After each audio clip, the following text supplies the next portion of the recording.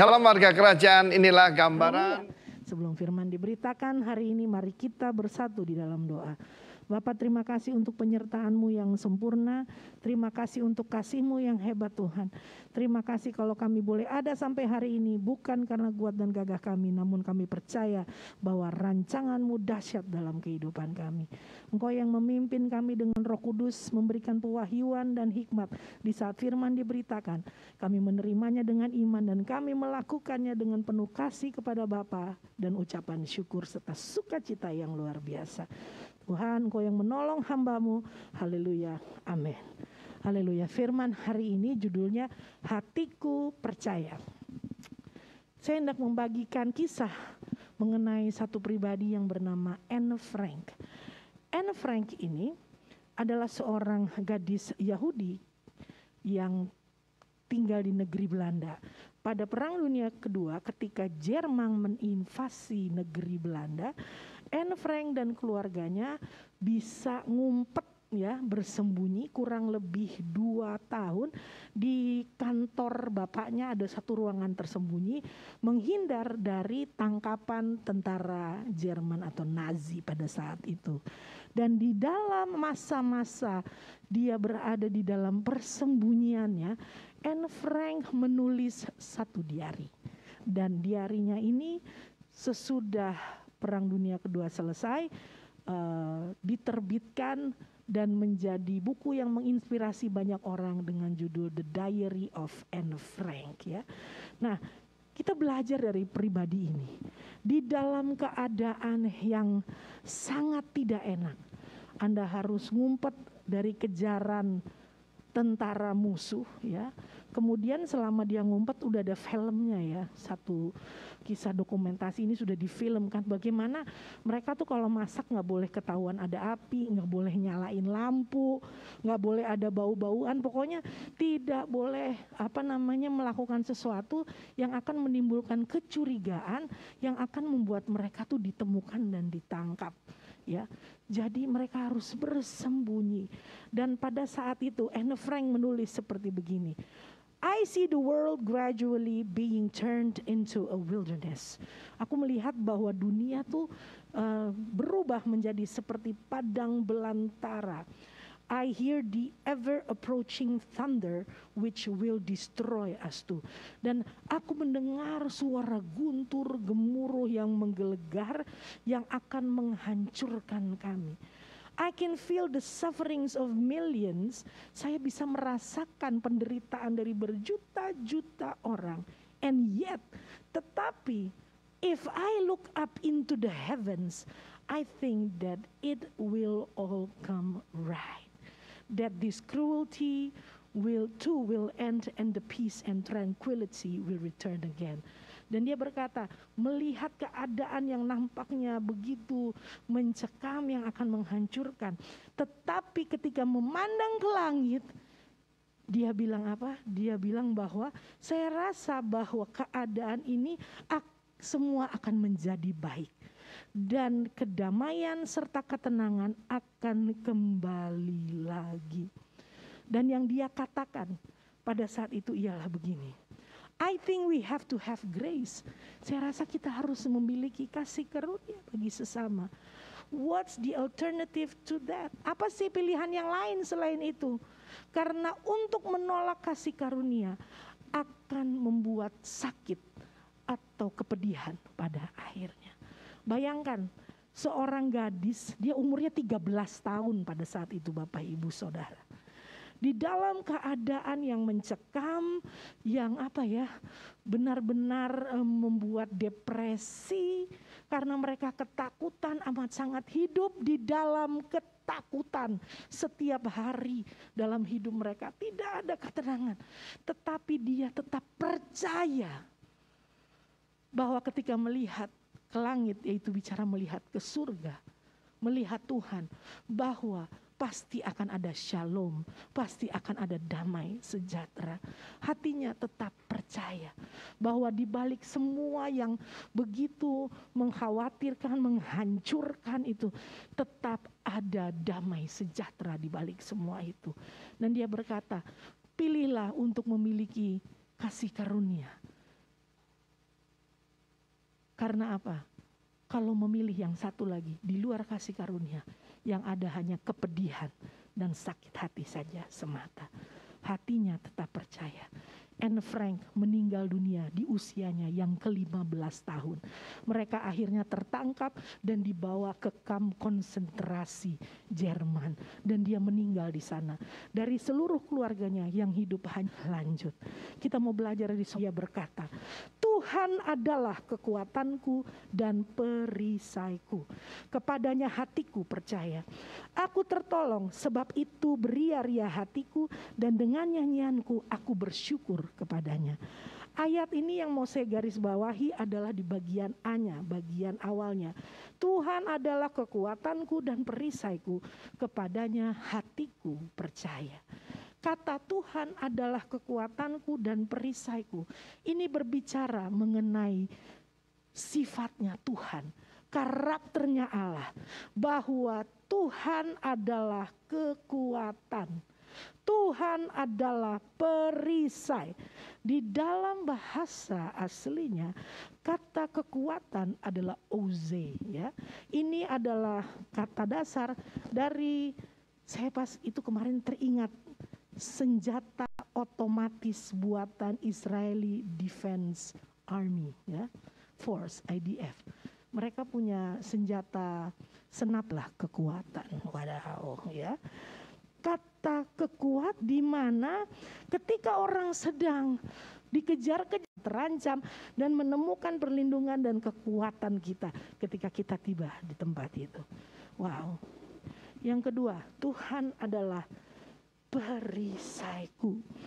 Bahasa aslinya perisai adalah mogen. Mogen ini atau magen artinya adalah pengaman. Nah, kalau Anda tahu sirkus, ya, yang atraksinya ialah ada orang yang berjalan di atas meniti tambang gitu. Jalan di atas tambang, kemudian di bagian bawahnya itu ada netnya. Ya, ada jaring pengamannya. Sehingga kalau orang itu jatuh, dia tidak akan mati, tetapi dia akan tetap hidup karena ada jaring pengaman yang menyelamatkan orang itu. Nah, kata perisai itu artinya adalah seperti jaring di sirkus itu, ya, yang memberikan perlindungan. Selain itu kata ini berarti melepaskan dan memberi. Yang indah dari kedua kata ini yang berbicara mengenai sifat atau karakternya Tuhan, bahwa dia adalah kekuatan dan dia adalah perisai. Ini adalah hal yang aktif yang dilakukan oleh Tuhan sendiri bagi umat pilihannya, bagi orang-orang yang dikenal olehnya, bagi mereka yang mengasihi dia. Saya percaya itu adalah Anda dan saya, Bapak Ibu saudara-saudariku terkasih semua. Amin. Amin. Tuhan yang aktif melakukannya. Waktu Daud berteriak berkata, Tuhan adalah kekuatanku dan perisaiku. Adonai Oze, Adonai Magen. Dia tahu bahwa dia tidak bisa menyelamatkan dirinya, dia tidak bisa membebaskan dirinya. Hanya Tuhanlah yang menjadi pembebas, penyelamat di dalam kehidupannya. Dan Tuhan dengan aktif melakukannya di dalam kehidupan hambanya ini. Haleluya. Kata Tuhan adalah kekuatan dan perisai. Itu berhubungan di bagian kita ialah bagaimana kita percaya dan kita aman tentram di dalam Tuhan.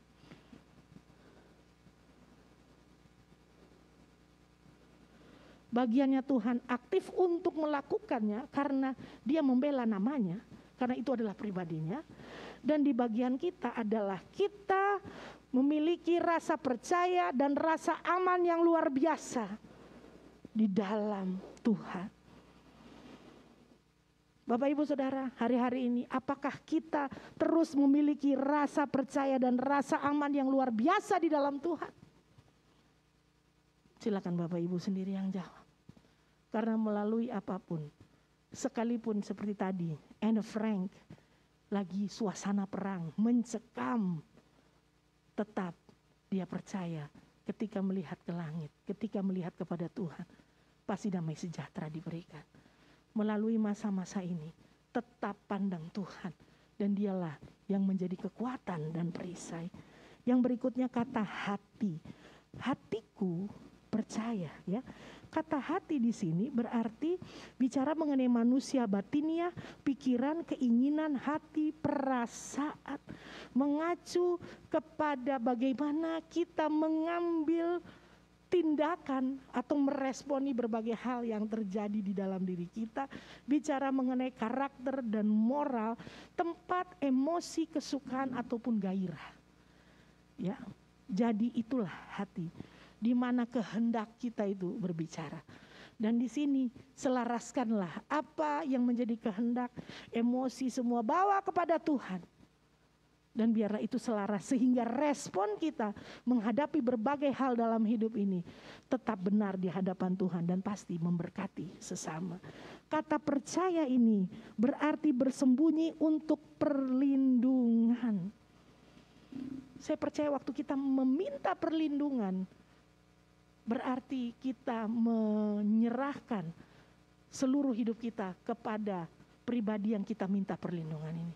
Kita percaya penuh bahwa kita tidak akan dibiarkan, kita tidak akan ditinggalkan, tetapi Dia akan memberikan perlindungannya bagi kita, sehingga rasa aman itu terus ada di dalam kehidupan kita.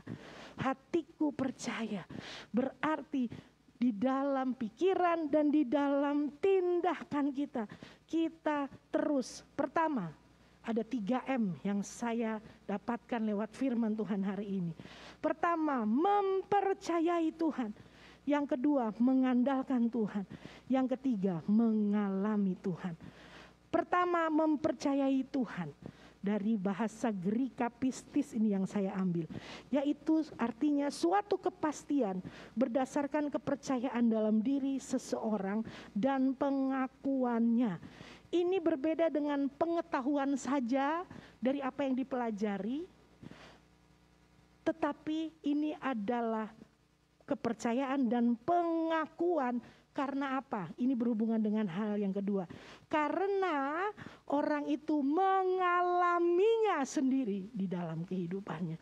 Jadi bukan apa kata orang, bukan karena dengar-dengar, tetapi karena mengalaminya sendiri.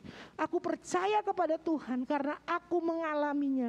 Bagaimana Dia melepaskan aku, bagaimana Dia menjadi kekuatanku, bagaimana Dia menjadi perisai di dalam kehidupanku. Kita belajar dari perempuan yang sakit pendarahan di Matius 9 ayat 18 sampai dengan 26.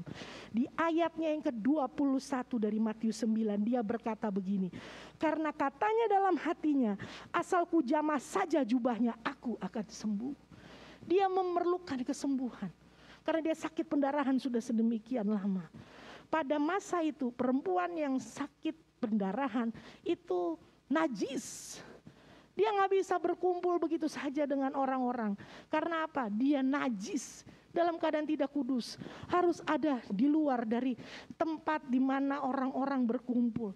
Di tempat sendiri. Dalam keadaan seklusi, secluded, ya, kemudian tidak diterima. Dia pasti mencari kesembuhan. Dia mendengar mengenai Yesus. Pertama memang mendengar. Tapi yang kedua, dia memberanikan dirinya dan membangkitkan imannya. Karena dia berkata, asal ku jamah saja jubahnya, aku akan sembuh. Dia gak perlu, Yesus doakan aku, pegang kepalaku, pandanglah aku. Dia cuma minta sederhana saja dengan imannya itu. Asal ku jamah saja jubahnya, aku akan sembuh. Apa yang terjadi Bapak Ibu Saudara? Dia jamah jubahnya dan dia sembuh. Haleluya. Dia disembuhkan. Bangkitkan imanmu dan datanglah dengan penuh keberanian. Ibrani berkata, oleh karena darah anak domba kita memperoleh keberanian untuk datang menghadap ke tahta Allah Bapa dan akan mendapatkan pertolongan kita tepat pada waktunya. Haleluya. Mazmur 56 ayat 4 berkata, waktu aku takut, aku ini percaya kepadamu. Lagi enak gak? Lagi masa gak enak Bapak Ibu Saudara? Waktu aku takut, aku ini percaya kepadamu. Di saat aku lagi ada masalah, Aku percaya kepadamu, Engkau yang sanggup melepaskan. Di saat aku sakit, aku percaya kepadamu, Engkau Tuhan yang menyembuhkanku. Seperti wanita yang sakit pendarahan ini. Asal ku jamah saja jubahnya, aku sembuh. Pertama, mempercayai Tuhan. Yang kedua, mengandalkan Tuhan. Yeremia 17 ayat 7 berkata, diberkatilah orang yang mengandalkan Tuhan, yang menaruh harapannya pada Tuhan. Amsal 3 ayat 5 sampai 6 berkata, percayalah kepada Tuhan dengan segenap hatimu dan janganlah bersandar kepada pengertianmu sendiri. Akuilah Dia dalam segala lakumu, maka Ia akan meluruskan jalanmu. Andalkan Tuhan, jangan yang lain. Satu-satunya yang ku andalkan, satu-satunya yang ku percaya, Engkau sumber pengharapan. Gak ada yang lain. Kalau dibilang satu-satunya, jangan ada yang A, B, C. Jadi kalau kayaknya Tuhan lama, saya mau cari yang B. Kalau ini juga enggak, saya mau pilih yang C, D, sampai akhirnya saya dapat apa yang saya punya mau gitu. No. Ketika mengandalkan Tuhan, kita nggak cari pilihan yang lain. Tapi Dia satu-satunya tempat tumpuan kita, tempat kita mengandalkan Dia. Nggak ada yang lain. Waktu kita bilang kita mengandalkan, kita tuh memberikan diri kita untuk bersandar kepada Dia. Karena kita tahu kita nggak punya kekuatan. Kekuatannya dari Tuhan saja. Amin Bapak Ibu Saudara. Kekuatannya cuma dari Tuhan. Setiap kali kita bilang, aku nggak mampu Tuhan. Andalkanlah Tuhan. Karena kemampuan itu datang dari Tuhan di dalam kehidupanmu dan di dalam kehidupanku. Yang memampukan kita melalui kehidupan ini. Dari kemenangan kepada kemenangan, dari kemuliaan pada kemuliaan. Hanya di dalam Yesus Kristus Tuhan. Yang ketiga dari 3M ini. Mengalami Tuhan. Daud tuh mengalami proses di mana dia dikejar-kejar. Dia berhadapan dengan musuh. Masalah keluarga, masalah yang datang dari dirinya sendiri. Tetapi apapun yang terjadi, dia selalu mengandalkan Tuhan, percaya kepada Tuhan, dan akhirnya resultnya, hasilnya ialah mengalami Tuhan. Di Mazmur 28 ayat 7 tadi, di bagian B-nya dibilang gini, aku tertolong. Aku tertolong. Aku tertolong. Ya. Mari Bapak Ibu Saudara.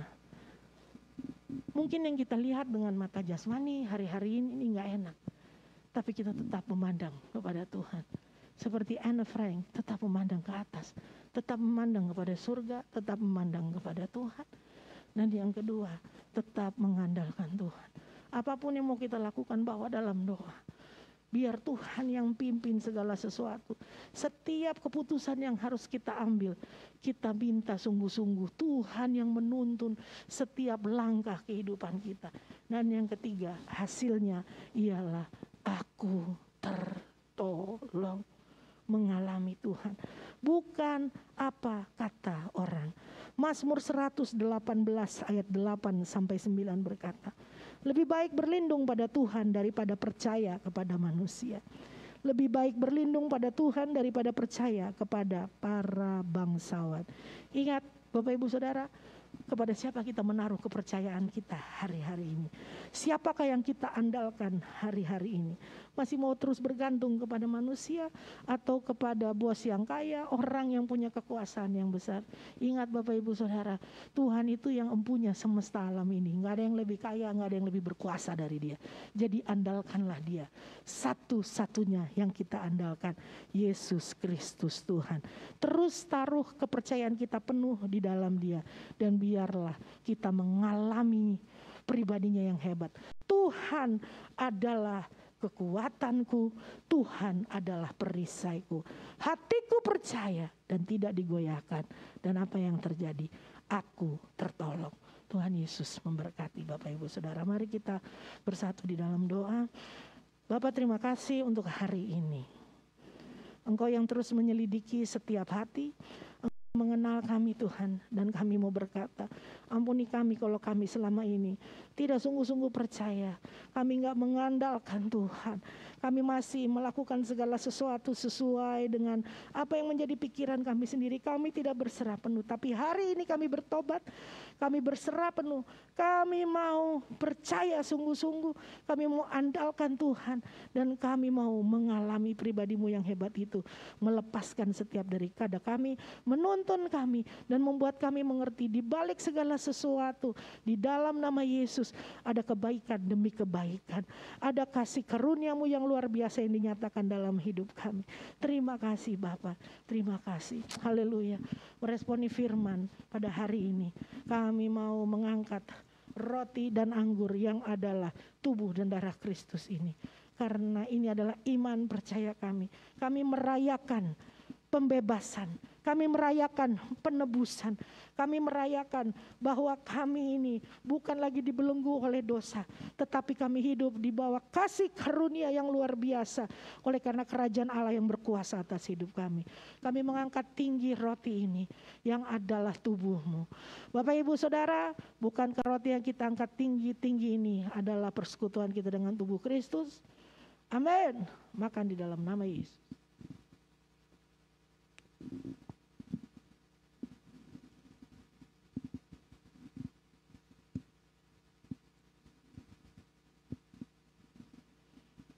Kami mengangkat tinggi anggur ini Tuhan, yang adalah darah-Mu Tuhan.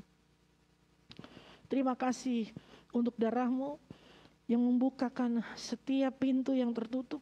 Dan yang paling indah, kami dapat memanggil Tuhan semesta alam langit bumi, ya Aba Bapa, dan kami dapat bertemu, menghadap Engkau di hadapan tahta kasih karunia-Mu, dan kami mendapatkan pertolongan kami tepat pada waktunya. Bukankah anggur yang kita angkat tinggi ini adalah persekutuan kita dengan tubuh Kristus? Amin. Mari kita minum dalam nama Yesus.